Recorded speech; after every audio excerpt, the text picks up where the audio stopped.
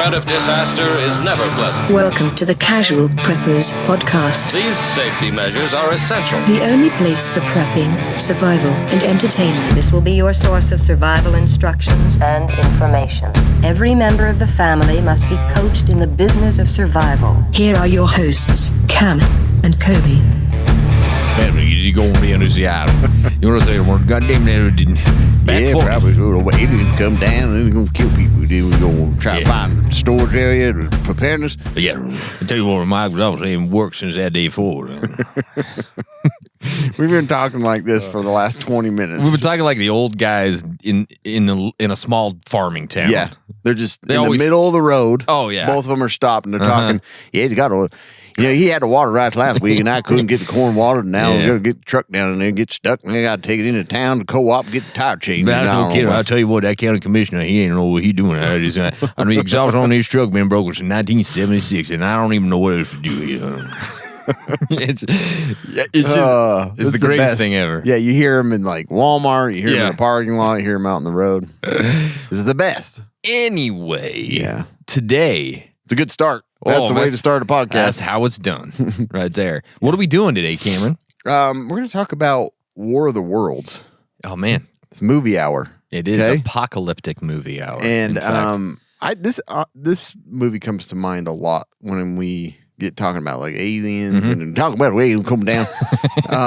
It just is always one that comes to mind because it kind of freaked me out. Like, it's one of those, I guess we'll talk more about it, but one of those where you like have bad dreams about some big creature or robot trying to find you. That's what I think of is this movie. Faux show. So we're really excited about that. But before we get to it, I got to tell you about BattleBox. It is the monthly subscription box full of solid gear for adventure seekers, survivalists, outdoor enthusiasts, and casual preppers. Each month, BattleBox sends you the coolest selection of hand-picked outdoor survival and everyday carry gear, all valued at far more than what you'd normally pay. You never know what's in the next box, but here's a sampling of what users received this month. The Purabag Pro system with straw filter. Dang. How about the PowerTac E9R Gen 4 2550 lumen tactical EDC flashlight? Man. Yeah. All this badassness starts at just $34.99 per month. They've shipped over 1 million boxes and won best subscription box of 2020. Our listeners get a free knife when you sign up at battlebox.com/casualpreppers. Get your first BattleBox plus a free knife at battlebox.com/casualpreppers. Listener reviews starts now. No doubt. Yeah, is there a spice wallet in there? Yeah, sure is. I didn't see it. There's no spice in there, but there's just the wallet. But it doesn't have the bottles? Well, it has the bottles, I think. Well, I don't know. I'd have to look. That's worth it. Yeah, sure. Anyway, I was just looking to look cool. Okay. Elise Bossy. She bossy. She's super bossy. Ugh. I've been listening for years. They've grown so much, and it just keeps getting better. Booyah. When I wanted to start learning to prepare for my own personal well-being during natural disasters or how to not panic in a serious situation and actually be of service to others, I turned to the two podcasts. Casual Preppers seemed fitting for what I was looking for. Little did I know it'd be the highlight of my week for years to come. The humor, the information, the stories, the guests, the wives, the overall feeling of relatability from these two. If you're looking for a casual way to learn a lot of good information, this is your podcast. Yeah. I've shared with friends, laughed through loss, and grew my skills because of Cam and Kobe. Thanks, guys. You've done more than you know. Stay survived. Okay, and salute. Hear that, honey? Booyah. What we've done for people? Yes. This has been worthwhile. That was a Facebook one. So if you guys want to be a part of this portion of the podcast, go to iTunes, go to Facebook, leave us a 5-star review. Make it awesome. It's a mad, mad world. See, I decided to pick this story because of the topic of our podcast today.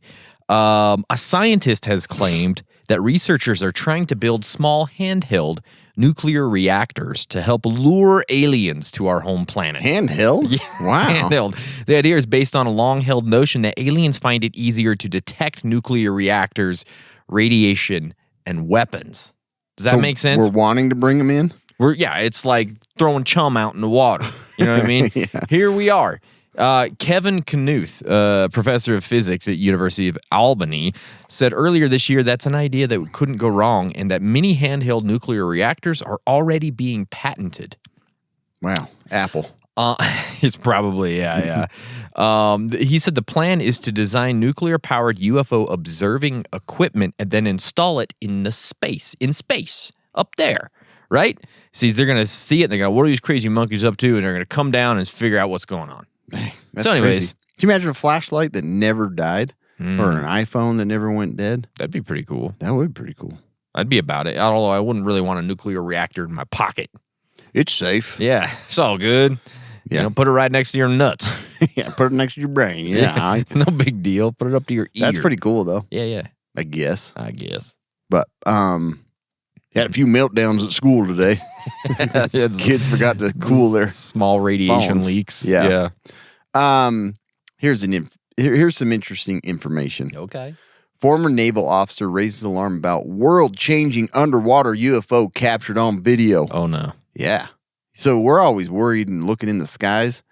Have we looked in the sea? I guess The Abyss is about the only movie that really talked about that, right? Sphere. Oh, Sphere, yeah. Yeah, it was a good one. Well- Great Michael Crichton book, by the way. Is it? Great. Fantastic. Well, this there you be go. right up your alley. then. Okay. Put it up my alley. And drive it right up in there. Okay. A report about a strange craft that appeared to defy both aerial and aquatic physics is apparently making a splash among the ex-military set.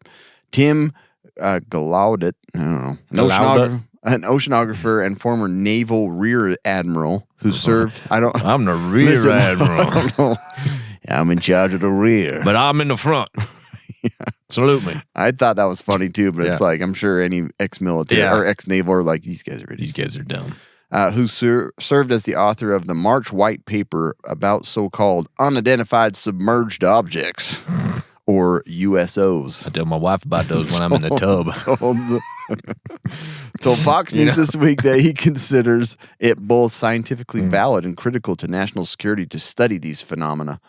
Yeah. So pilots, credible observers, and calibrated military instrumentation. I love that. It's calibrated, ain't it? Have recorded objects accelerating at rates and crossing the air-sea interface in ways not possible for anything made by humans. It's just in and out, diving in and out. Yeah. It's a USO. USO, baby. So, watch out. You guys are... busy looking in the sky. Yeah. Look in the water sometimes. The water scares me. Yeah. I don't like too. the It's ocean. freaky. I don't like the It's ocean. too big. We don't know what's down there. And aliens love it because They do. I'm sure they're living down in that trench in the middle of the ocean. We don't know anything submarines about are it. bumping into. I yeah. still remember as a kid looking in National Geographic and seeing this like little one-man submersible with this huge I think it was a squid on the thing, and I was like, never. It's like 20,000 leagues under the sea Yeah, or it's like something. massive, like covering the whole ship. I'm like, nope, I ain't ever going in the water. That's creepy. So, Yeah. well, there's aliens down there. So Ever since Titanic, I make just you even couldn't more. go. Yeah, exactly. That's exactly. Hey, right. Cam. Back and relax. Grab your popcorn. It's the Apocalyptic Movie Hour. God, that always gets me I pumped forgot up. about that. It always gets me pumped up. Me too. By the way, spoiler alerts ahead. If you haven't seen this movie since it came out in 2005, Get alive. get alive. Go watch it right now. Yeah. You're going to know all about it. It's after been out. this. I mean, the story's been around since the 30s, 40s. 1897. Was it real? Oh, that's what it was, huh? Yeah. It's super How old. bonkers is that? That's crazy. Yeah, so we're talking about War of the Worlds, release date in 2005, directed by the man himself, Steven Spielberg.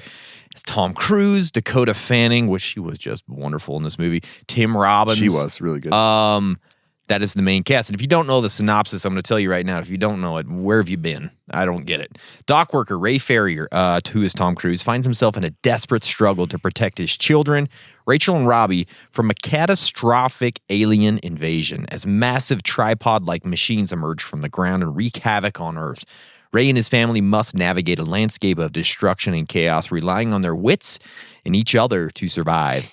This gripping adaptation of H.G. Wells' classic novel combines intense action, emotional depth, and cutting-edge special effects to create a harrowing tale of survival against an otherworldly threat. Yeah, so this thing, H.G. Wells wrote this story in like 1897. Yes, how crazy. It's so insane to think about that. Yeah. Over 100 years ago. Yeah. With this story, they were thinking about and also aliens the invading. broadcast scare of like everybody thought this was real. Yeah. It was happening. That was like, was it in the 40s? That was in the 40s, I think. Something like that, maybe 50s. I don't I don't know. know. Should have done my research. It should have done it. Yeah. Shouldn't have even mentioned it. No, probably not. But today we're going to go over this film, and we're going to do like we normally do. We're going to look at some things that, as a prepper, we could take from the storyline, the plot, and the things that happen. It's a little extreme, right? Yeah, for sure. But like, I feel like Is it? with invasions, not just by aliens and stuff like Sure. that, it kind of applies to that too. A lot of stuff applies to a lot of different SHTF situations. So let's kind of look at how this movie did. Critic reviews. The best one I could find was from the San Francisco Chronicle. I don't know if they were paid for this, but they gave him 100 out of 100. Like a perfect score. I don't know, man. No kidding. Perfect. It is simply the alienation invasion movie to beat all alien invasion movies. Meticulously detailed, expertly paced and photographed with sights so spectacular and terrible, the viewers will have to consciously remind themselves to close their mouths when their jaws drop open. Yeah. They were all about it, man. Yeah, They they're were just all in on this. Yeah, then San Francisco loved it. Salon gave it a 20. Extravagant in movie terms, but stingy in emotional ones. It embodies all of Spielberg's bad impulses and almost none of his good ones. It's a grand display of how well he knows how to work us over, and yet the desperation with which he tries to get us is repulsive. Man, That's harsh. that's pretty rough. Yeah. So that is both ends of the spectrum there. Yeah, very. So now Cam and I are going to rate this 0 to 100 and give you our likes and our dislikes. I will start. I rated it 81. Could have been higher. I love this movie. I love this film. There's a few things about it that dropped it down for me, and we'll talk about that in a minute. But let's talk about the things that I like about it. Freaking Tom Cruise, Dakota Fanning, they're almost perfect. They're in this super thing. good. They are so good in this movie. Just love their performances. She's intense. Like, she's really good emotionally. As far as young children go in films, this one is like one of the best performances. too. I think like she does such a good job. What's the one? What's the one with Denzel Washington? She was phenomenal in that one too. Man on Fire? Yeah. Oh, She's yeah. so good in that one. So good. When she was young, she was just like... Yeah, she crushed it. She was so good. I mean, she's still good, but she's not like that. That was just insane. Yeah. Obviously, the story, the plot, it doesn't get much better. Yeah. H.G. Wells was a genius. Fun, scary, and then put it into like a really good modern day. Yep. You know, they used good animation, well, CG. CGI Yep. to like bring it to life, like in a They- really good way. I they- thought they did a good job with that. They really did. Yeah, speaking of that, for 2005, the CG was really good. It was. It really was. Yeah. There were some things I think you're going to 2005. You're going to talk about some things that I didn't love on the CG part.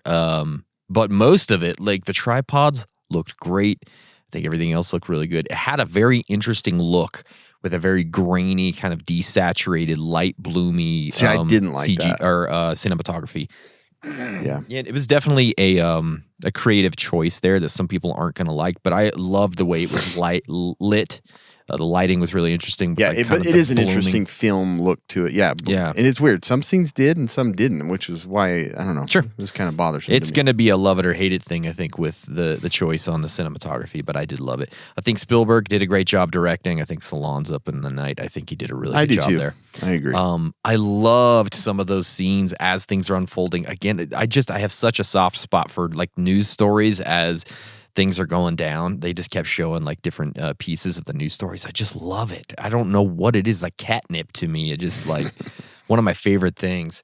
A couple other things I really liked as the lightning and stuff was happening in their backyard. I love how Tom Cruise is just like almost like having a blast, like he's having fun, until all of a It's sudden kind of he exciting, wasn't. and then it Like- was a little bit over the top. But I can honestly see that's how I would react. Like, oh man, this is crazy, and then all of a sudden it And gets also to not put fear in your kid, Yeah, it's yeah. like, hey, it's Yeah. pretty cool. It's pretty cool. But and you're like sweating peeing your pants. Yeah, exactly. I thought Spielberg did a really good job of keeping tension pretty much throughout the entire film. Like think so, too. really, really good job of keeping that up. I really liked the added storyline of the estranged dad in this situation with kids like he hardly knows almost, right? Yeah. I mean, he wasn't. He's and not, then he's the primary caretaker and the one that's got to keep him alive. He's not necessarily estranged, but like they just don't have a really good relationship at all. It's obvious too. It's pretty bad. So those are the things that I liked. How about you, Cam? Yeah, so the likes, I gave it an 88 just because Man, that's a good score. It sticks in my mind a lot. Like it's a movie that the visuals like burned an image in my brain. So it was done so well that I've never forgotten it. Yeah, that's great. Combined with the sound. Oh my gosh, yeah. The sound editing and the sound of the aliens, like it still to this day creeps me out. And it's still to this day something that people copy. Yeah. Have you noticed it? I have noticed like that sort of like big, deep droning sound that they make. People are copying it all the time. My favorite part probably is when it comes up out of the ground. It's all, and it's all like the music starts building with it. It's so well done. Yeah, it's great. The first part of the movie is incredible. Like the first half. Yep. And then it starts to kind of not be as good. So and that's that's a little bit of a high score for just half a movie. It really is. But I honestly, it's one of my favorites. I do kind of skip over parts because like it just drags on in the one part. We'll talk about that. Yep. But I love that eerie feeling, and I felt like that like unknown eerie feeling was kept throughout the whole movie. Sure. You just didn't know. You didn't know what to expect, what they could do. I liked that a lot. I liked the immediate like something needs to happen. We need to get out of here in 60 seconds. Like Tom Cruise did a good job of making you feel like he knew how like he'd witnessed some pretty nasty stuff. But sure, yeah. That urgency was felt pretty well in this. I like the way they did the tripod robots because it kind of to me looked a little bit 40s. Yeah, well, and that's the point. Right, I think it's a little stuck bit with the pictures of the old. I liked some of the shots of the military kind of coming in and battling it. The plane crash scene, I thought the plane crash was incredible, but that's probably, I'm partial to that because I've seen it in real life. I know. It's cool. Pretty dang cool. Yeah, we were talking about that when we were watching it this last week. My family's like, oh, we were there. We actually saw at Universal Studios. They had that all set up. And we were there. It was really cool. We were there during Halloween time. And so they had like zombies like walking out through the thing. It was really cool. Yeah, and then the plane wreckage and stuff. That's awesome. Yeah, it was cool. And just the fact that like when they transported it, they couldn't fit it under the freeway overpasses, so they cut it and they were like, let's just leave it like that. Like it got sheared off. Like pretty cool. And the fact that they used a real airplane, not a friggin' not just something they built CGI thing. I liked some of the panic of people, like the guy peeling through the windshield. Oh my gosh, yeah. That part freaked you out. It's just like the desperation. The desperation. That's the word I'm looking for. But yeah, a lot of that, like, and then just the overwhelming feeling of the emotion that Tom Cruise has, knowing he's taking care of his kids and he doesn't know what to do. Yeah, like I like that a lot. I do too. So I also like the humor. It was kind of fit in good places. Like when he's like slapping his hand about he's getting mad at his son, and then he slaps a peanut butter, like a piece of bread that he put peanut butter on, and she says she's allergic, and he just slams it against the window, and he's looking out the window and it's all sliding down. I've been there before. Some funny stuff. Yeah, for sure. So what are some of the things I disliked? I didn't love the son in this movie. He wasn't my favorite, and I think we know why we haven't really seen him since then, have we? I don't remember seeing him in anything other than that. So he just didn't have the best performance for me. No, I don't know. Like, I don't feel like it wasn't. His acting wasn't horrible, but the way that they portrayed him was annoying. Like the angry face all the time, too much. Mad, like pissed, like he wants to get back at him all the time. Like it just bugged me too. He had moments that weren't bad, but it just wasn't my favorite. The scenes, he was the weaker character. For sure. The scenes with Tim Robbins got long, way too long. That whole piece, part I skip over. It just lasts way too long. As soon as they get down in there, like I just skip over it. Yeah, and I understand what they're doing there, but it just felt like it probably could have been cut in half. Yeah. That whole piece. Anyways. And then I did feel like the ultimate demise and the downfall of the aliens, it just went too fast. It's like went way too fast. You didn't get to see it play out. It was almost like it happened in 4 days, 5 days. It's like, really? All of a sudden, like... Yeah. And obviously not much explanation, and you figure it out at the end, but like my kids were kind of like, wait, what's going on? Yeah. You know what I mean? Yep.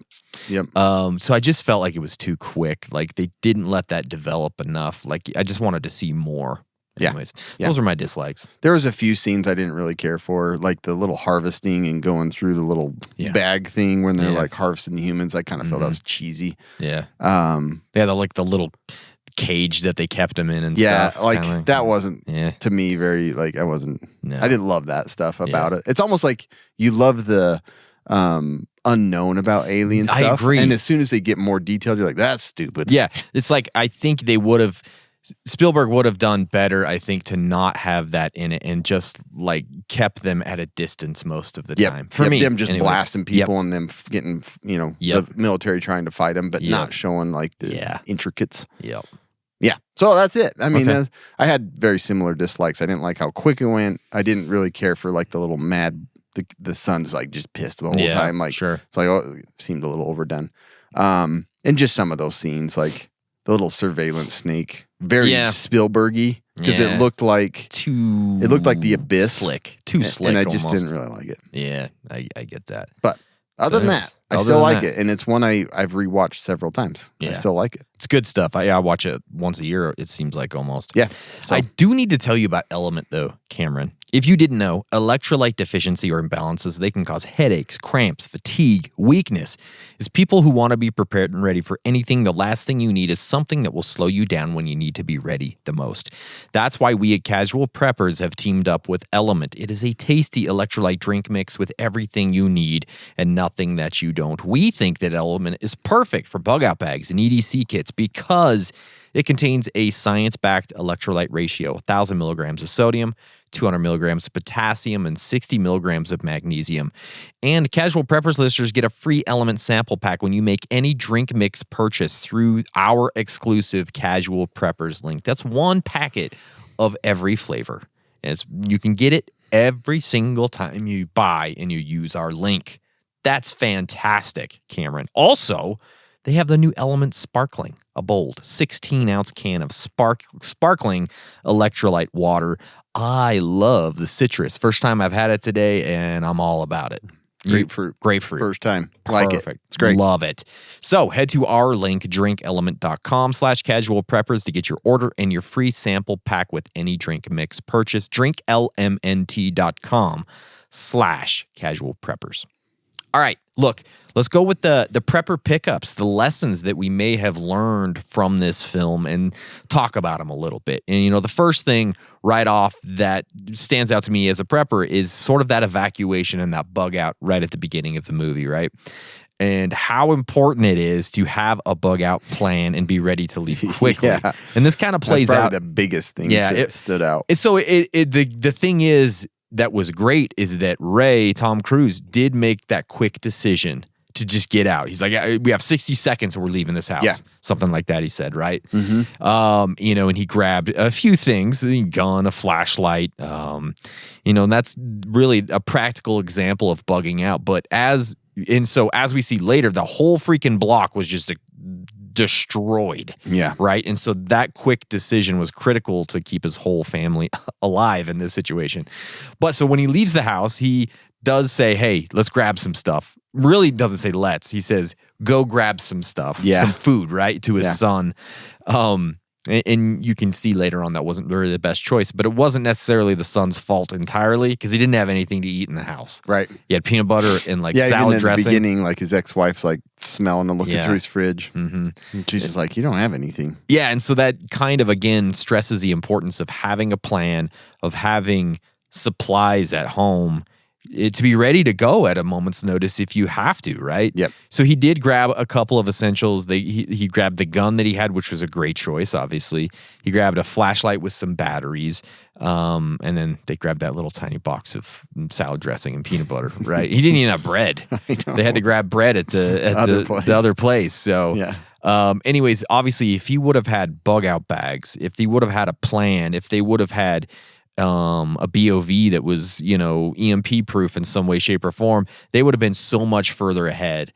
But, and had so much more to work with. Exactly. But, he made at least the right decision to get out of there. And so just knowing, hey, is this critical enough that I need to leave with my family? That's the number one thing. Because if you can get out of there and live, at least you're living and you can move on.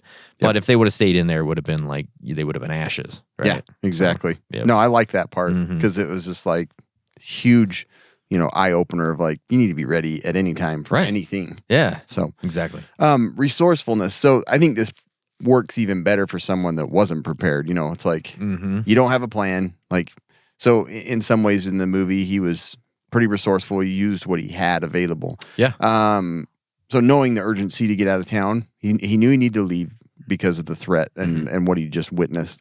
And then I don't know if he had a plan to go and check that van that he had recommended changing the solenoid on, or if it was like, I'm going to find anything I can to get out of town.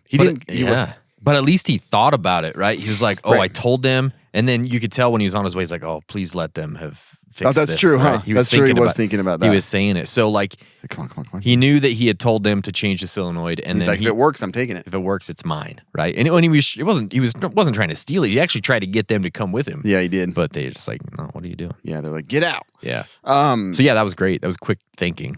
Yep. And then the other thing is like, he knew that he'd probably be encountering some pretty crazy people. Yeah. So the weapon for defense was a good idea. And that's always like, that comes with some risk, obviously. It's like and this show showed that. And so I wonder too, I was thinking about this. Was he thinking about the people or was he thinking about the aliens? I know. And I put that in there too. Cause I'm like, I don't know which thing he was like planning on defending himself against. I don't know. But either way, he had something. Was like something to defend himself from a distance. Yeah, the more I thought about so it, he picks up a pistol and puts it in his... Yeah, was he thinking about aliens? I mean, obviously... I think probably more so. Probably, huh? But in reality, we all know probably the biggest threat is other humans. Yeah. And then once he became a little bit more collected, like we were saying, he goes and tries that van because he knows he needs to get as far away as possible.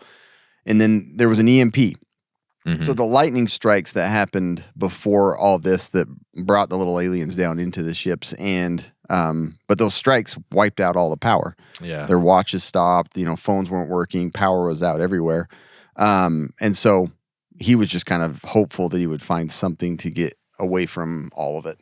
And then, having said before, recommended a part to be replaced in the van, and hoping that it was available. So and then him just having that knowledge of like, hey, if we did this, maybe it would work. Yeah.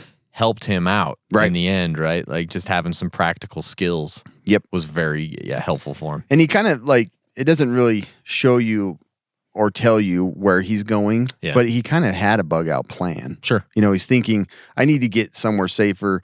His ex-wife lived what appears to be more out of town. And he was like, I mean, his original goal was just to get rid of his kids. To take care of himself. But he was going to like but he was also suburbia. He kind of used what he had and remembered. He's like, I'm going to get away. He didn't have just some endless location. He was heading somewhere. Yeah, that's true. Yeah, you're right. The other thing was like to grab the home supplies. At least he thought of that. A lot of people are just like, let's just get out of here. And they don't think of like, we need some food and stuff like that to go to use along the way. It's so hard to keep a clear head there. For sure. And to think like just 15 minutes ahead or an hour ahead, like, oh, wait, I would need food or we're going to need this.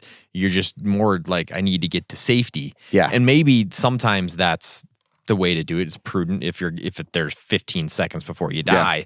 But, they had a few minutes, so it was good to think about that. And then there's a scene where there's a plane, or the plane scene where the plane was downed and there's supplies on that plane. It doesn't ever show that they're like gathering from it, but other people are. So it's like like using whatever is available, other houses, other things.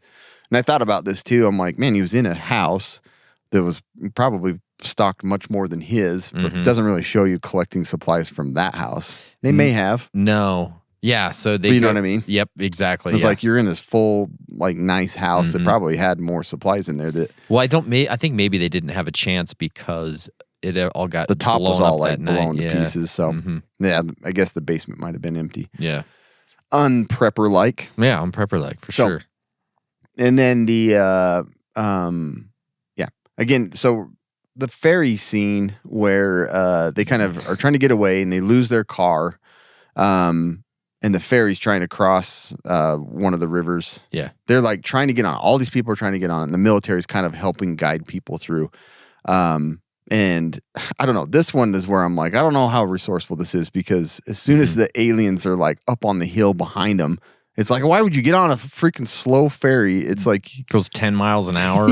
Yeah, I don't know. That part was dumb to me. I mean, I guess they're just trying to get as far away from where they thought everything was. But anyway, I'd be going downriver or something. Me too. You know, I don't know. Along the banks, stay out of sight. Like I Yep. wouldn't be out in the open on something that was like No. shooting, carp in the barrel there. Yeah, It's just like exactly. sitting Yeah. out there. Finding shelter. And then multiple times he did this. Like when the plane was crashing, he was asking, like, Robbie's like, where do we go? Where do we go? Like to get deeper and further away from harm. Mm-hmm. That's one thought. And then the other thing was when he was after the river scene, they were kind of coming up trying to find, like, everybody's just getting zapped along the hillside. Mm-hmm. And he found somebody that took him in and into a basement into protection. So Yeah. kind of using the environment and using anything around you to stay safe. But yeah, and I think the EMP part was part of it that was just kind of brushed over, but man, what a nightmare the EMP would have caused, because it's like traffic's at a standstill, all the cars are dead. People are super disorganized. There's no time management. You don't know what time it is. You don't know how to get a hold of anybody. Cell phones aren't working, phone lines, like that part is a massive interference. And it's like, you don't really get it because of all the other chaos that's going on. Yeah, But I think that was probably the most damaging effect in reality, because it just froze everybody. And it was all spotty though too. That was the weird thing. Like some places, Yeah, there when was they an went EMP, out there. some places there wasn't. There was like lights going. The ferry was working. Yes, You're sure. like, what the heck? I know. It's like it was like the EMP only kind of happened here and there, which was really odd. Yeah. Maybe it was just in those Where all the downtown areas, where the and stuff. actual A lot of people were ships were buried. Yeah, I don't know. But interesting. Yeah. It was, but that effect, I mean, dealing with that would have been a huge nightmare. Oh, for sure. I wanted to talk about maybe the situational awareness aspects of this. During an alien invasion, obviously this is an insane thing to be talking about, but if it was an alien invasion, your situational awareness is going to be so critical throughout the whole thing, right? And there were several parts of this film where I was really thinking about that, and one of those is right after those, the lightning storms, and Ray goes downtown, and there's just like this huge group of people that have gathered around this spot where the lightning had just pummeled, right? And they're just like standing there, like looking around, like, what is this? And then the thing starts moving and like under the earth, and they're just kind of like, whoa, that's weird. Let's just watch. Let's just watch it. And then people are trying to, like, even after the thing comes out, people are just watching. Trying to film it And just trying to be around where things are happening. And because of this, I mean, Tom Cruise barely makes it out alive. He almost dies. And he sees like 1,000 people. And that's the crazy piece when he finally gets back home and he's just covered in ashes that of part humans. is cool. Oh man, how crazy is that? But He's anyways, like in shock, and then they tell him like, "What's on you?" And then he realizes It's like, oh, that gosh. it's like This human ash. This is human ash. But anyways, like in those types of situations where things are like really uncertain and kind of interesting and weird and you don't know what they are, you probably want to be a little more cautious about just running into the fray and looking and watching things that are happening, right? It's like you're interested and you want to know, but Yeah. at the same time, you know that's going to pin you down. Like, that's going to trap you. You're in a bad spot there. So just being a little bit more situationally aware. And I think that's a good point. Is It's just probably like the curiosity got the best of them. Yeah, and you saw how many people died because of it, right? Yeah. Anyways, so then we talk about the vehicle, where basically they end up being the only people that have a working van, right? And it was a little stupid how like there was just like Perfect a perfect path. little path for them to drive down the freeway, right? It's a Plymouth van that couldn't go off road, Yeah. and all the roadways were just open. Yeah, I thought that was a little stupid. It was but a little dumb. if you do end up, in that situation, having a vehicle that will draw that unwanted attention, there are some things that they probably could have done better and that you could do in those situations. Like just be as low profile as possible. Moving at night is one of the things you could do. Travel under the cover of darkness is going to reduce the visibility and the likelihood of being spotted. And they did do that at times. At times they didn't. This is the big one that drove me nuts, is that they didn't avoid any major roads. No, they went right to the freeway. I thought the same thing. Or the Even highway. when they went out away from town to the house, they got back on. I'd be like, heading towards some big area. Yeah, I'm like, you know what? Don't think in a million years that would be the route I would take. No. Like, I'm taking back roads, dirt roads, whatever I can to stay away from people. Also, because I know that there's going to be a bunch of dead cars in the road, and I can get halfway down this road and then get stuck. And then the desire for your only working vehicle around. Yeah. Then you're in trouble, right? So just make sure to do that. There's some things you could do, like camouflage the vehicle, try and blend in, make it look like it's, abandoned or non-functional or whatever it is. But it's pretty tough when you're actually driving. I know. That's not much you can do. Getting some paint. Yeah. It's like, yeah. It is. Get some food, get some paint. Yeah. And the other thing is stay quiet, minimize the noise. You turn off the engine when it's not necessary. Don't be honking your damn horn or yelling on top of it, at your kids or whatever it is. Top pillow over exhaust pipe. That's right. Yeah. Oh, man. Quick departures. Be ready to leave quickly if a crowd starts to form, and avoid stopping when you don't need to.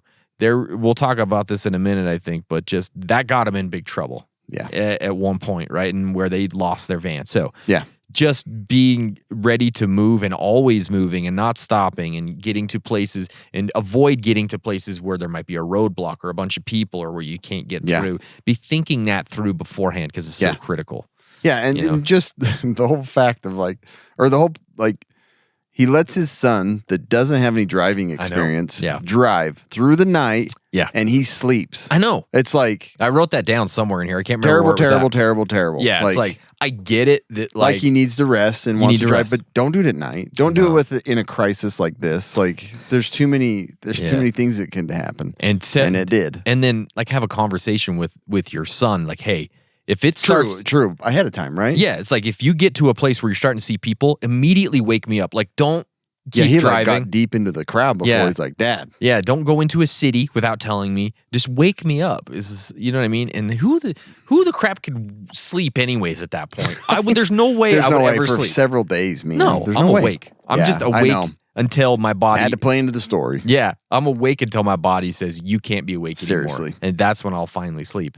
Otherwise, there's just no way. Yeah. And even when him and his daughter were down in the basement after he had to kill Tim Robbins, and they're just asleep. He's asleep on the couch, and I'm like, you just fall asleep? Sleep just overcame him multiple times. Yeah, you just killed somebody. There's aliens outside, and you're just like, I'm going to take a nap.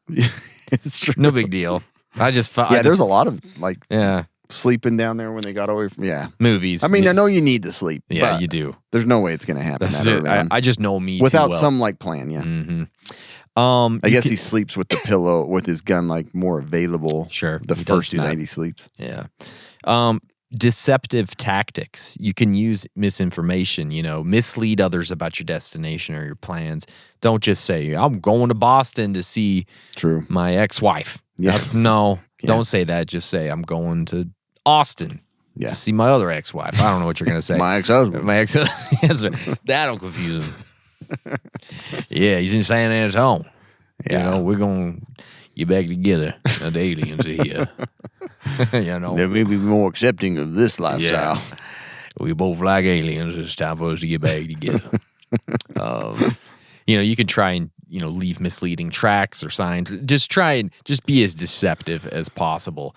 And then preparation and supplies. This is something that Cam was talking about. Did they loot the house before they left? Did they stock up that van with as much food and water and gear as they could? It's like they were in a neighborhood that all got wiped out, but at the same time, there's going to be available food around. Yeah, there's going to be a cabinet somewhere full of food that they could still use, right? And why not get that?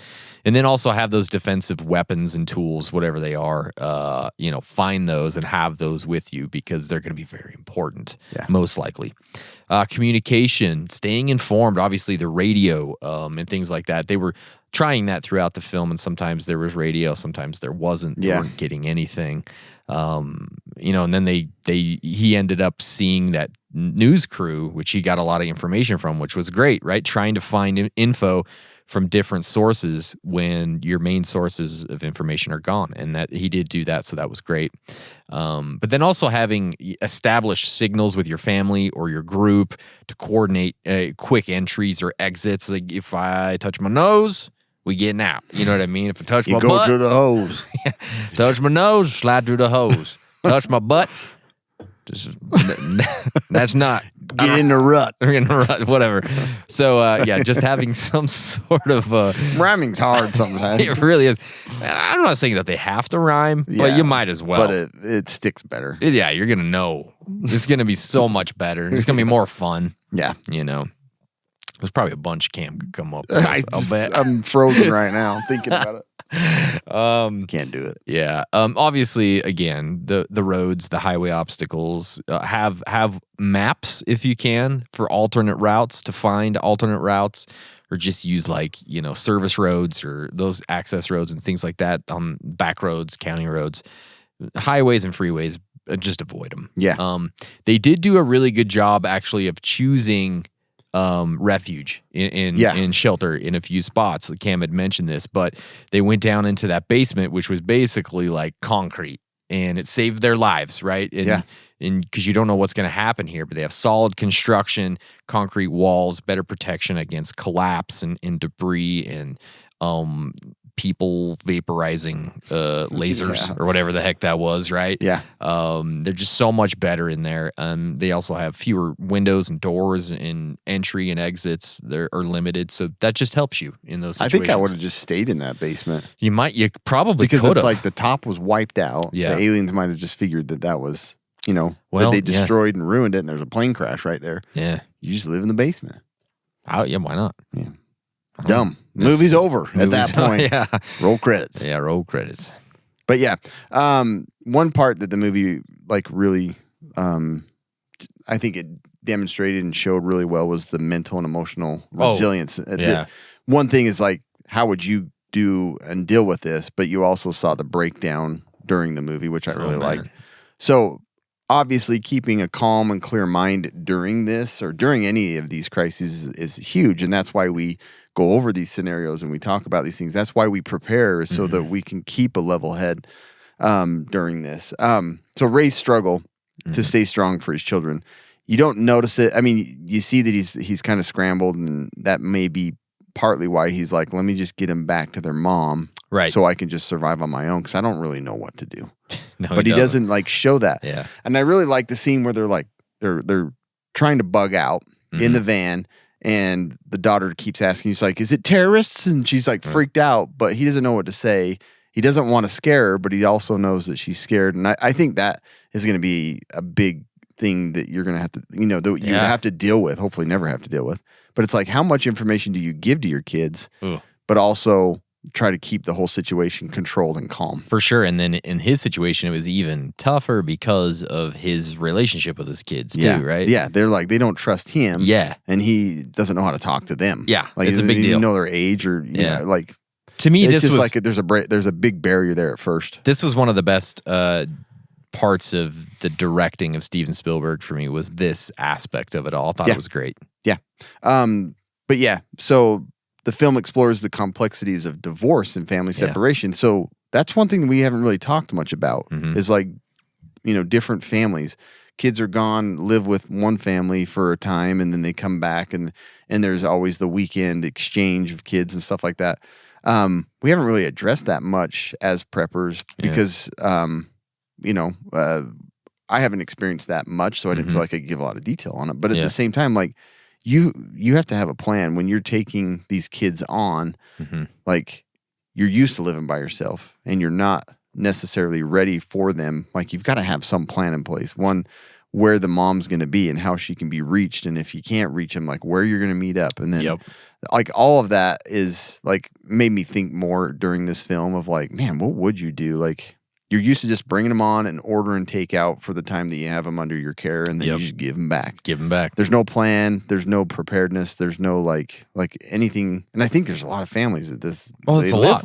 It's for sure. They don't have them all the time, so they don't have a big pantry stocked full of food. So it's much more planning has to go into this. Absolutely. And then, like I'd already mentioned, just the child management of like how to like keep them calm, keep them occupied, but give them some information, but not too much to freak them completely out. At first, the daughter obviously suffers from some anxiety. Yeah. And the brother knew how to manage that, but Ray, he doesn't have any clue. And then he tries to like step in and help a little bit. He's like, that's not how it's She's done. like, that's not how it's done. But then you need to understand your children, whether it be in a divorced relationship or a normal. I shouldn't say it that way. I don't understand kids these days. But he's got to sing a little Taylor Swift. They're all good. Exactly. It doesn't feel better. But in extreme situations, making difficult decisions like protecting your family in any way possible, killing someone to keep your family safe. I mean, that's a very hard, emotional, and demoralizing situation. It's like just take a nap afterwards. That's all you got to do. It's true. Sleep it off. Yeah. Sleep it off. Sleep that one off, Ray. But this is a possibility, and we've talked about this before, of you're going to do whatever it takes to keep your family safe. And if that means killing someone else, like think about the impact that's going to have on you and your morale. Like what's the game we always play? Like some of those little survival games I played, it always has like this effect on the whole group morale. Like, and I thought about that during this. It's like after you kill someone, like things change. Yeah. Obviously, I've killed someone, and it changes a lot of things. Ain't nothing been the same since that year 1987. I sleep it off every night. Yeah, exactly. But yeah, so the other thing is dealing with loss, watching people get killed right in front of you. Yeah, many different scenarios this might happen: murder, death. Accidental, murder, death, kill. You gotta do it. Murder, death, kill. Yeah, murder, death, kill. Because in this scenario, like the aliens just like blast people and they just vaporize and they got like ash on them. The ash is like floating down and gets on you. Like that would be pretty mentally gross, disturbing. Really gross. So, but in so many different ways, other scenarios of like invasion and militaries just like killing people, bombs, watching people burn to death, like nuclear war. Yeah, that man.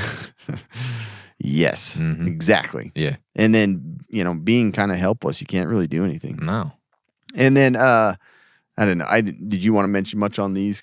I didn't know how to like incorporate. Yeah, so I didn't know what you wanted to talk about with that. Yeah, it's just kind of an interesting concept in this film where there was this alien surveillance basically that had been happening for a very long time. Thousands of years, right? Thousands of years. They've been watching and they knew what was happening and there was a plan in place. Could that be happening now? I mean, for sure it could be happening, but just like the mental aspects of understanding that, like this was an invasion that was planned. They were under the ground for maybe thousands of years. How do you escape? How do you stay alive when you know that they've studied you for years and years and years? Yeah, you just cough on them apparently, and then they die. That's true. That's the way you do it. And then also like just the psychological effects of in this atmosphere of dread in the noises and the sounds and the things that are happening around you, to be able to keep a clear head, to be able to understand what's happening and understand what you need to do without being affected by it and just being totally just like demoralized and totally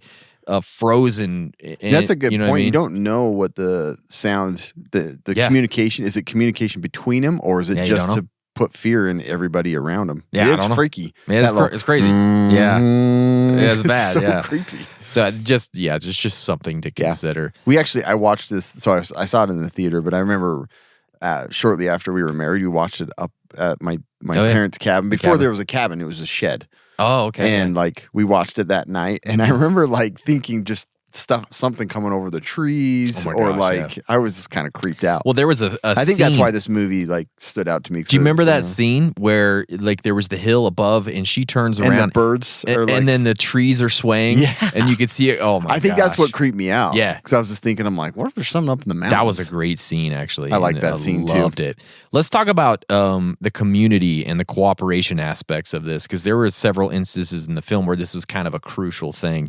For sure. Do you remember the scene where there was a whole bunch of people walking together and they started talking about, well, I heard in Europe that they're just completely wiped out. That's true. There's a lot of that going back and forth, huh? And the other person was like, no, I heard they haven't even been touched. right? And so there's like this misinformation. Like, who do you trust?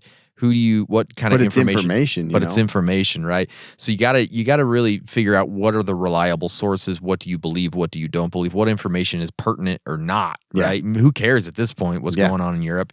I don't know. But that was a big thing that I kind of noticed there. And then there was like some temporary alliances maybe that they had made that might be critical for their safety or not. He met the girl that he knew at one point. Exactly. They lost Super each short. other. Yeah, really fast. And so again, that's another like emotional toll. Like you just found somebody, you're super excited. 5 minutes later, they're falling off a boat or something into the water. Who knows, right? There is some comfort with that, though. There is. You know, it's like, oh, somebody else I know Familiar that I can face. trust. Like, we can group together. Mm-hmm. I would 100% be. If I knew them, like even if they were just somewhat familiar, I'd be like, let's work on this together. Yeah. Yeah. I'm going to jump on your back. You're going to piggyback me up the hill. Can you take my kids for a minute? I'm going to go run into town. I got some peanut butter to wash off a window at my ex-wife's house. I got to figure that out. She's going to be pissed. You're going to be mad. But it's a big thing to consider, right? Yeah, for sure. The thing that I was thinking about too was the mental aspects of understanding that the military of the United States was completely unsuccessful against these enemies. Yeah, at one point you watch like multiple Hummers and tanks get wiped out in like one blow. Yeah, and it's like, there's like, ugh. That would be so demoralizing mentally and emotionally. Because you feel all, they're here to support us, they're going to like defend us, and then they get wiped out instantly. You're like, well. The best and the brightest can't do a dang thing. So that's one of those, oh man, you're just like, crap, what do I do? Right? Yeah. And then also understanding that you can't assume where your safety lies. You can't just say, I'm going to go with the military because they're going to keep me safe. In this situation, the ones that are probably still fighting in the military probably don't have families. They probably don't. No. So that it's like, what kind of people are you dealing with there? Yep. And then we talk about the Ray meets that basically a prepper. You know, that's at that right, one point, who Tim Robbins is, and the old Hollywood prepper. Yeah, that's right, style. But he goes in his basement. He thinks he's safe. But it's something that you need to consider when going into somebody's home or cooperating with somebody to evaluate their mental state or learn. Like, it's such a good skill to learn is to evaluate people quickly, to understand. I feel like I'm pretty good at that, but I know there's a lot of people that just aren't. It's like, oh, he seemed like a good guy. And I'm like, oh, really? I didn't get that vibe, you know? And you can kind of just pick up on things. As they're just eating their deodorant bar. You're like, I don't know about that. Licking his fingers. Yeah. You can stay with us. Yeah. Just biting into his deodorant stick he made. I got room on my couch. Looking everything. I like how your daughter looks. She looks healthy. She like chips. I got chips. Chips. Got nail polish in the back. Nail polish and chocolate milk on the nightstand. Girls just want to have fun on VHS. VHS. Go on in. But just like understanding that, like, it's true though. His vibe was like pretty disturbing, like immediately, right from the beginning. All looking through shelves and stuff. You're like, what are you doing? Don't look at me like that, Tim. Yeah, freaking creeping me out. He seemed really weird. Like they didn't pick up on that. Wearing the wife beater the whole time. Yeah, I think I don't remember what he was wearing, but I don't know that I'd go to somebody who's got a shotgun in the air. It's like, over here, come on, yeah. It's a 12 gauge. I'll take my chances. But I mean, in the moment, you feel like maybe that's what you should do, right? You gotta get out of there. I don't know. And then just the crowds. There was a lot of different points during the film where there was crowds, and they were kind of intermixed with them, right? You got to be careful in there. You got to understand personal space and self-defense and all those things, and situational awareness. Keep your family close. Keep your enemies closer. No, I mean, keep your enemies away. But just something to consider as part of this. The whole crowd thing freaks me out because I just recently, last year? And sorry, if you're from LA, I'm going to offend you right now. Mm-hmm. But I remember just walking downtown in LA with my backpack that I couldn't like look at. Yeah. You know, I've got these zippers that are all, ready to be opened. So you're like walking like this. So I actually swung it around and held it in front of me. But I'm like, thinking of them walking in that big crowd. If you had a backpack, like somebody could just easily just be picking. I have this thing anytime I'm even like in a store or where there's a lot of people, I always take my Make wallet. a front pack. Yeah, no, I always take my wallet and put it in my front pocket. Oh, you yeah. know? Yeah. It's like something I just automatically Yeah, in do. a big crowd like that, when you're just like trying Yeah. to think of what to do next, you're not going to be paying attention to No, I somebody. mean, obviously, I don't care if my touching wallet is your butt. stolen there, but you know, Right. But yeah, just crowds are tricky. They are tricky. Mm-hmm. You know what else is tricky? Tricky dicky. Prepping in general is tricky. Sidekick dick. Exactly. Yeah. Food, water, power, protection, Yeah. all of it, Mhm. you know, are significant technical areas of preparation. Self-reliant medical care is no exception. Hmm? The Prepper's Medical Handbook by noted wilderness medicine expert and survivalist William W. Forgy, MD. The dude knows his stuff. I just noticed this. WWF. It's WWF. That's rad. WWF MD. I like that. This book provides the basis of prevention, identification, and long-term management of survivable medical conditions. Mm-hmm. Something you may face during an alien invasion for sure. 100%. So you need to get this book so that you can get to those topics that'll save you and your family. Mm-hmm. Take care of that scratched leg, that amputated limb. It's all in this book. I don't know about the amputated limb, but Well, there's some yeah. good stuff in there. They have And- disintegrated relatives. Yeah, exactly. How to fix it? Where to put them. But seriously, Sweep them up. this book has all that stuff that you'll face as a prepper on your own when no urgent care is open. Yeah. So go get yours at thepreppersmedicalhandbook.com or go to Amazon and pick it up today. It's worth it. It's It a great is. one to have in your library. So, Cam, let's war game this biatch. Yeah, war game. War game. So what is war game? I don't know. It's a mind sport. Yeah. You know, play my that's sport. it. Yeah. But yeah, war game is kind of just playing through this scenario to figure out like how would you handle it, how would you manage it, how would you counter it. But it is more like a mind sport. Yeah, so for sure. we're just gonna think and walk through this as preppers. Like, what will we do? Mhm. Help us with that tactical and strategic approach. Yeah. So the prepper strategy, initial response, Mhm. immediate actions that you would take when the invasion begins. One, you're going to be ready to go because you have Sure. that plan. Yeah. That's the most important Oh. thing. That's why you always have it. Mhm. Because you may have time to just bug in and give it, a few weeks before you bug out, or you got to go right now. Mhm. So that plan is essential. The second thing, and follow that plan, obviously. And the second thing is gathering as much information about the situation. Like you were saying, you're going to hear like all kinds of different things, and you've kind of got to sort through that. But being able to keep up on any information for what's going on and what you need to do is I really can't even imagine what the landscape of social media would look like in the onset of an alien invasion. Seriously. Like, what would Yeah. be happening Yeah. on Facebook? You know, There's- it I was mean, Obama. Like, I don't He's a know. lizard How much man. would you believe before it was eventually shut down? And I think I do talk about that at some point. It's Like, just like, yeah, that looks pretty stupid. yeah, I know exactly. So it can't be real. Mm-hmm. The other thing is obviously like food and water. Like, do you have enough where you're at? Do you need to go somewhere where you have it planned out better and a safer location? The other thing is to think of, and your location. It's like, how safe am I to remain here? And if I need to leave, do I have a way of doing it? And you always have your feet. So you always need to be fit and prepared for that. But I got a friend who doesn't have feet. how far? It's true you do. But the importance of being ready to go at all times. For sure. And getting as far as you can with some sort of bug out vehicle. Yeah, and like, Or a bike. Or a lawnmower. yeah, whatever it is, right? You've got to have multiple evacuation routes. Yep. And safe destinations. Yep. To go to, right? Got to. So It- you're thinking initially, like, what am I going to do? And what's my next plan if this doesn't Right. pan out?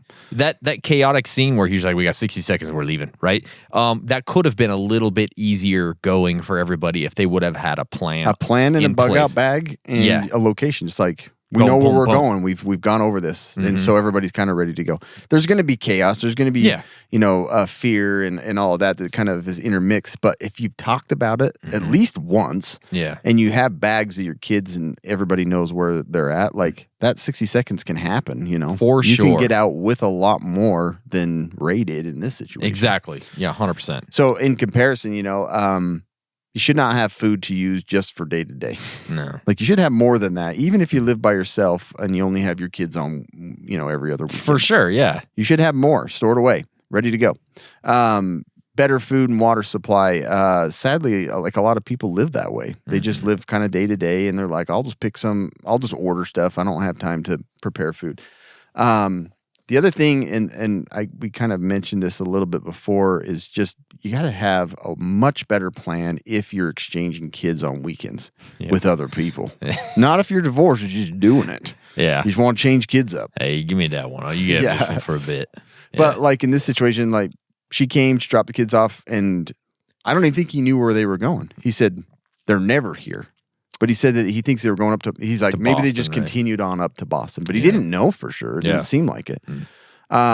So knowing where the other parent is and then how to communicate with them and how to meet up and which kid has a peanut allergy. That's important. Yeah, that'd be a good thing to know. Knowing about your kid's health is important. And Ray didn't know that. No, he did not. Again, can't stress the importance of a bug out bag in this situation. Like that's probably one of the biggest take homes for me is just like you have to be ready to go. No matter where you live and what situation, it's like you have to be ready to go immediately. So having a bug out bag. And that's all. Yeah, and then again, like I stressed, multiple routes out, safe destinations to go to, a hardened bug out vehicle, maybe like a pre-80s type of truck that like Cam has or something that might be able to work here. And then also alternate BOVs, bikes and scooters, I don't know, something to get you out of town at a quicker rate than your feet can. I mean, if you That's need always to. the default. It So always it's is like, the default, yeah. Get everything else you can. Yeah. And like Cam mentioned, a plan between the families. If they're so far away from each other, you have to have a plan for something there. It's a big deal. Also, the importance of avoiding main roads in this situation. We kind of talked about this already, but it's just so critical because you got one vehicle, you don't want to get it stuck on a freeway somewhere. Figure out what to do there. And this is where I did write talking about the sleeping son, or sleeping while the sun drove. The sleepy son. The sleepy son. Let me tell you a story about this sleepy son. Okay. It's great to have that backup driver, but having that inexperienced 15-year-old little brat driving who doesn't care what you say. Wants to join the military. Who wants to join the military like immediately to fight aliens. Don't have him drive while you sleep. Yeah. Tom, bad idea. Pull off if you need to somewhere. Hide and sleep. Take a nap, right? Yeah. This is the point in the film. The place where they stopped and she was trying to go to the bathroom and the all people the were floating floating down the bodies. river. I'm like, that's a perfect Big area. great spot, yeah. Find a way into that You can house. count bodies as they float by. Something You to got do. something to do. Yeah. See if you can cross them. Exactly. Frogger. But this was the point where they lost their upper hand in the whole thing. They lost their vehicle. They lost their firearm. Yeah. It was a bad deal because he fell asleep and the son's too stupid to know not to drive into the crowd. So they were just trying to get to Boston next after staying at that house? I think so. Dumb. Yeah. Dumb. So anyways, those are some things to think about. Yeah, for sure. There. In terms of supplies and gear, I mean, I don't know of any survive alien plan out there that somebody's really put together. I'll bet you that it's out there. You're right. I bet it's out it there. is too. Yeah. So it's going to come down to those essentials that we talk about all the time. Mm-hmm. Bug out gear, ready to go. Food and water, change of clothes, your information, some money, stuff like that. All the bug out stuff, it's going to be helpful no matter what. A vehicle, obviously one that's capable of going without, you want to have the tank topped off and have Tank top. Tank top off. You want to have the tank Yeah. have that tank top off. Don't leave it on. The fuel tank topped off, Yeah. no less than half and stuff like that. Like, be ready to go. And if it doesn't work, it doesn't work, and you can just go by foot. Right. Yeah. A bunker would be nice. Sure would. In this alien scenario, it would be nice. Something helpful. concealed, and you're underground, and you can just kind of ride it out for however long until they get cold and die. Yeah, exactly. So, my family was talking about it. They come to our house for 15 seconds, they're going to be dead. guaranteed. Someone's always sick. Always. My kids are the ones that said it too. Did they? It's so hilarious. They're like, Yeah. we've got the best alien defense Bring it around. on. We'll sneeze all over your stupid looking eye and you will die. That's a good rhyme right there. See, you didn't even try. I didn't even try. I'm that kind of guy. I don't know why. You keep it going. Yeah. Communications. Yeah. So Oh, yeah. walkie-talkies, cell phones as long as they last, and then ham radio, stuff like that you can listen in, get more information about the situation and, maybe where other people are and what they're doing. That's a huge part of prepper plan. A weapon of some sort, firearm, bat, anything. Like, you need a weapon. Yeah. And then recon supplies. You can be spying on these aliens like they've been spying on you. Mm-hmm. That's super important, though, to be able to kind of, if you're going to be traveling in a direction, you want to scope out, like, what's going on and what's up ahead. A drone would be great. Drone would be super good. Yeah. So, but yeah, they could have used something more like that, just to kind of keep an eye on. It just seems like we're going to go. Doesn't matter. We're not going to take any back roads. We're just going to head up to Boston. Yeah. Supplies ready to go again, super important. And then the plan with his wife. Again, he didn't have any plan there. He didn't even know if he should continue trying to go up to a more densely populated area that's probably destroyed. It's like, you need a better communication plan. Yeah, and speaking of communication, that's the biggest one. If he would have had some sort of communication with the ex-wife and that family, things would have been a little bit easier for this. And I always thought it was kind of interesting. Like the ex-wife was just staying at home. There was no going to look for kids or anything. It's just like, I'll wait here. Yeah, I'm with my mom. It's all right. Yeah, it's all good. But if they had another method of communications there, things would have gone so much smoother if they had an emergency plan that was sort of shared between the families. Again, it does get much harder with a divorced family, but you need to make that plan either way. So you might as well try and incorporate everybody in it, right? Yeah. Why not? You should, because you need to. What are your alternate forms of communications if the phones don't work, right? If there are none, what are the plans in this emergency? Is she going to stay where she's at? Is she going to come there? You know what I mean? If you would have had that, you should have had that. You should have had that ready to go. It would have been really good. And if they had more info quicker, it could have even been better. If they had emergency radios, there was all these stories beforehand, before it all went down, talking about a bunch of weird things happening in the world. I don't know if you remember that. They were talking about EMP in Ukraine. They were talking about some other stuff. And this is before stuff went down. So he should have been like, oh, something's going on. Maybe I should up my readiness a little bit. Yeah. And then you start seeing weird crap, lightning with no thunder outside. True. You should put two and two together there. So being observant and situational awareness and communications are super key. Yeah, exactly.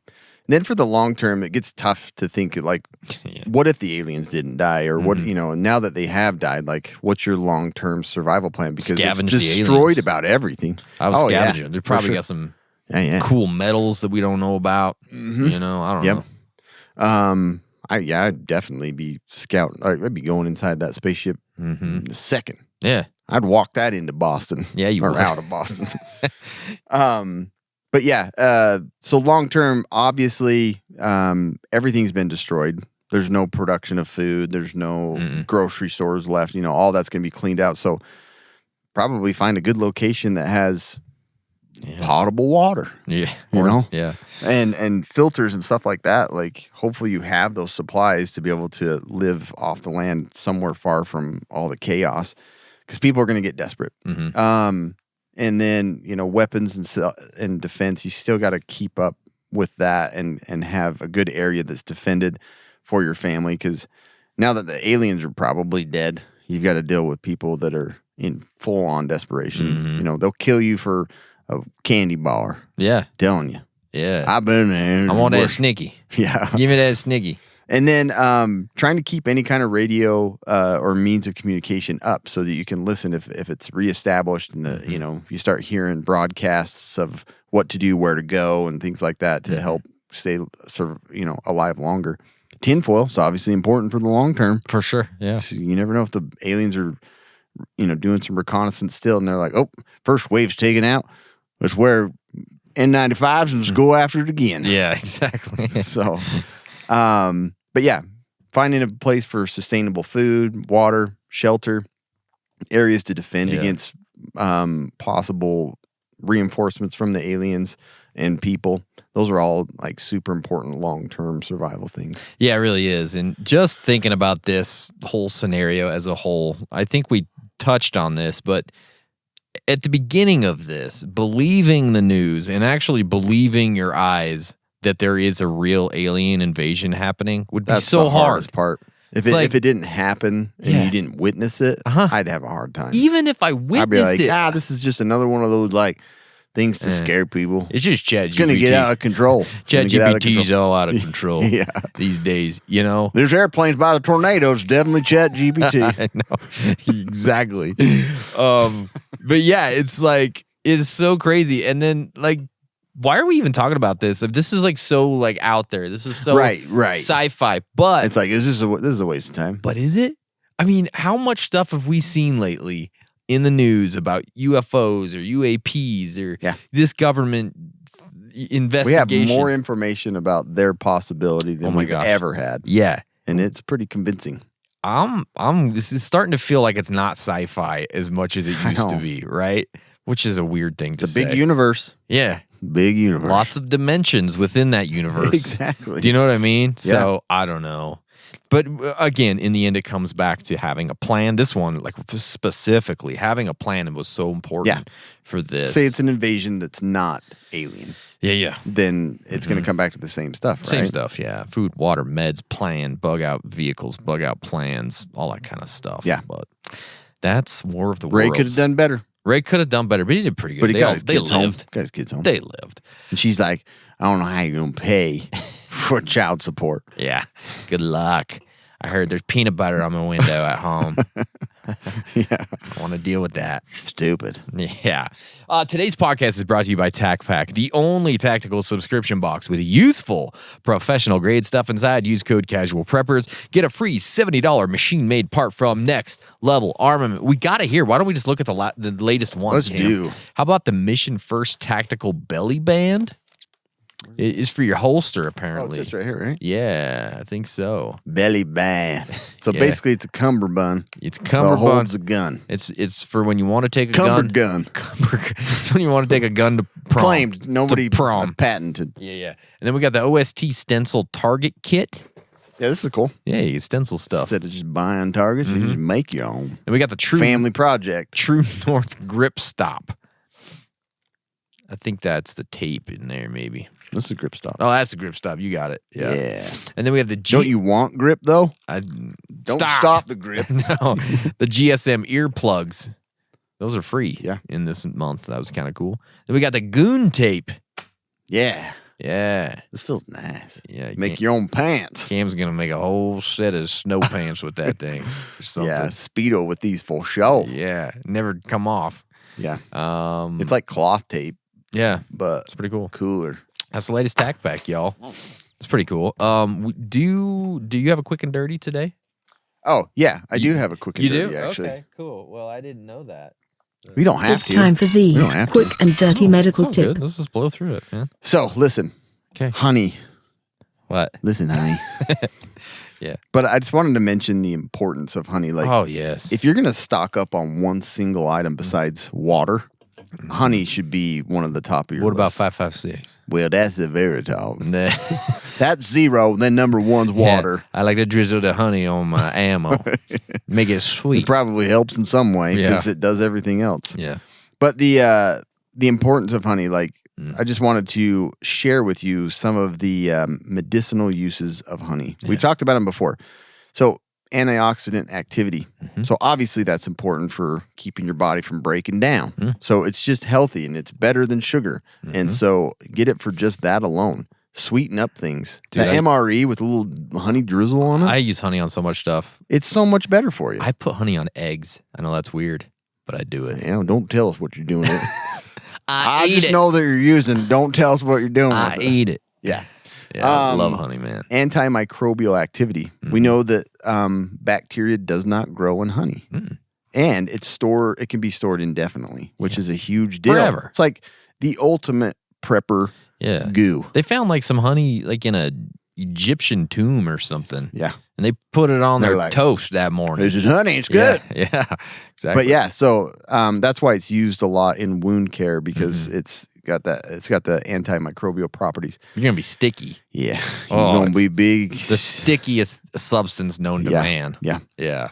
I need to do that more often in clinic. Somebody comes in with like a big wound. I just squirt a bunch of honey in it.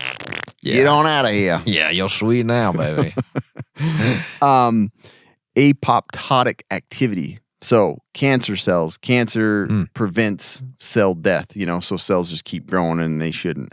They actually have shown honey to increase the cell's ability to basically kill itself. Wow. That sounds weird, but it doesn't. So just eating it does that? Yeah. So it keeps the cells functioning how they're made. I don't need to like rub it on all the places. You just eat it and it gets in your cells. I'm worried about testicular cancer. I'm just feeding my cells. Rubbing it on me.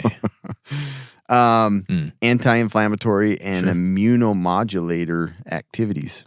Modulatory, sorry. Okay. So obviously, eating honey can help, kind of like ibuprofen. You take them both together, you ain't gonna have inflammation forever. Ooh. But really, that's what's nice about it is it does have those properties. For people that are asthmatic or have a lot of allergies, eating local honey can be very helpful for keeping you from having the sniffly, stuffy, crappy allergy symptoms. And then honey and diabetes. So they found that using it as a sweetener is much safer and your body handles it much better than sugar. So as a diabetic, and when you're being very cautious with sweet things, honey's a lot safer. So you them honey grams? Yeah, honey grams. Yeah, exactly. It's just honey, basically. They ain't getting anything else in it. Bees make it. And then, so I think it covered them all. Oh, cool. Cardiovascular disease. So the same goes with cardiovascular disease, inflammation, lowering the inflammatory markers helps protect blood vessels, so less likely to have heart disease when you use honeys. Wow. Okay. They also found like improving coronary vasodilation, reducing the ability of platelets in blood clot, and inhibiting low-density lipoproteins from oxidation. It also helped with cholesterol. And then they found, too, with some recent studies, that it helped neurologic issues. So, wow. Dude, it does everything. Dude, it is like the miracle substance. What about the honey sauce and then from KFC? Gastrointestinal disease. It helps a little bit, too, with, What about that honey sauce from KFC? Is that real honey? It's pure honey. Is it? Okay. I use on everything. Yeah, okay. But anyways, just a reminder of if you're going to do some food storage, like add some honey in there, man. It has so many uses. It's not cheap, but it's good. And I'll tell you, I probably won't want to use it on anything but my tongue. Because, it's like, I'm going to rub it on a wound. Yeah, it's too good. It's too good. It really is. But that is a ton of uses and a ton of good health properties just for eating it. So for sure. Get you some honeys. Okay. We got the latest battle box, Cam. Mission 111. 111. 1111? Yeah. The first item in the basic box is the Prepare for Anything Survival Manual. I love it when they send these things out. I love the manuals. These outdoor life manuals are really cool. Prepare to survive anything. Yeah. Like, so alien invasion? Get this book and never listen to us again. Yeah. Just kidding. Putting Don't do us that. out of business. Not good. And then we got the Flitz Renewal System. Metal Polish. Polish all your medicine. Or metal. Not your medicine. Metal. Add this Norco tab. Hydrocodone's all shined up. That Advil's never looked better. Adderall's looking nice tonight. Then we got the Wound Closure Kit from My Medic. So awesome. They throw that stuff in there. That stuff. It's all sealed up, ready to throw in your med pack. Last item is a Ruck and River Spice Wallet. It does have little bottles with it. Oh, my kids will love this. Don't give it to them. I mean, I can't wait for when I have to, like, my house is destroyed and I'm coming to join forces with Kobe and I'm be like, don't worry. All my seasoning packs feel full. I got the seasonal, I got the salt, I got the pepper, I got the paprika. It would be like, be salt and just regular pepper, and then it would be like Tabasco and I don't think they're honey, made for liquids. Obviously. And then I don't think they're made for liquids. No, I don't think so. They're a cork. Yeah. Yeah, cork in them. Put a cork in it. And then we got the advanced box. We got the Puribag Pro system. In reality, it'll be full of like sand and chalk and like bugs, toilet grass. water. Toilet water. Yeah, the Puribag Pro system. We got that. And then we got the Pro Box. We got the PowerTac E9R Gen 4 2550 lumen flashlight. Man, is that the VIN number? Yeah, it's the VIN number. I love the flashlight. He likes them. And Any then type. Pro Plus, the Condor Sip Knife. Sip? Sip. Like Drink sip it. on Got a your straw on the backside. element. Yeah. Stab it in the deer. That's not Drink a bad the blood idea. right out of it. Stab it in your heart of your enemies and drink their blood. Yeah. As they die. It's good stuff. I'm iron deficient. I need it. I'm getting all my nutrients. Yeah. And then that's it for the latest That's battle cool. box. Use our code Casual Preppers. Get a free knife. That really isn't a bad idea for like canned goods or something. Yeah, well, it's like that old Rambo knife from back in the day. I used to put water in it sometimes. I remember. Fill it up at the creek. You'd be slicing and dicing trees and then just take a drink. Smarter. You know what I mean? Yeah. You gotta have That's that. a smart knife. That's right. All right. That's all we got today, Cam. Yeah. Thanks Watch out for coming. aliens. Thanks Yeah, for coming. You're welcome. All right. Stay survived.